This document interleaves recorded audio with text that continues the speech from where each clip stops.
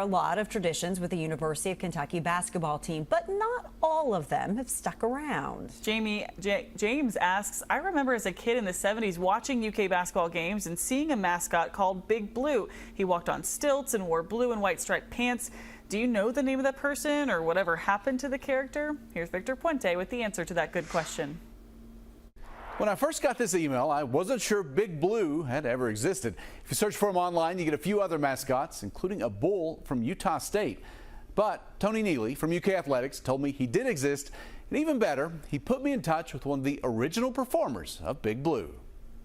In 1976, David Hardison was a first-year dental student living with his uncle, Dr. Tom Cooper. His uncle was friends with UK coach Joe B. Hall. They wanted something to commemorate the men's basketball team moving from Memorial Coliseum to Rupp Arena. They came up with the idea of a basketball-focused mascot who would look like a tall basketball player.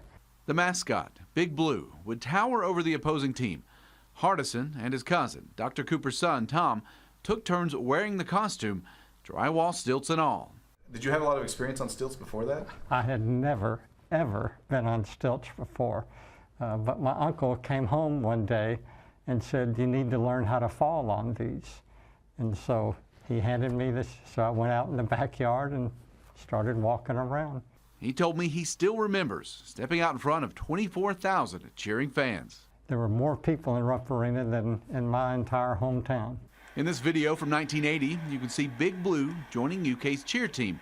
Hardison told me his uncle, or the cheerleaders, or even the other mascots, would help him, not only for his safety. You couldn't see down, so a lot of times little kids would come up and want to, shake hands, and that was great.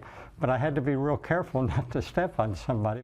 Hardison wore those stilts for 5 years, through dental school and his residency. We only ever did it in Rupp Arena. That's the home of Big Blue.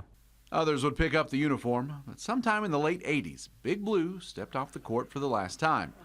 No one could tell me exactly why. There's a part of me that wishes they'd bring him back, because I always liked the idea of a UK mascot that towered over not just the opposing mascots, but the opposing team. It just seemed representative somehow of UK basketball.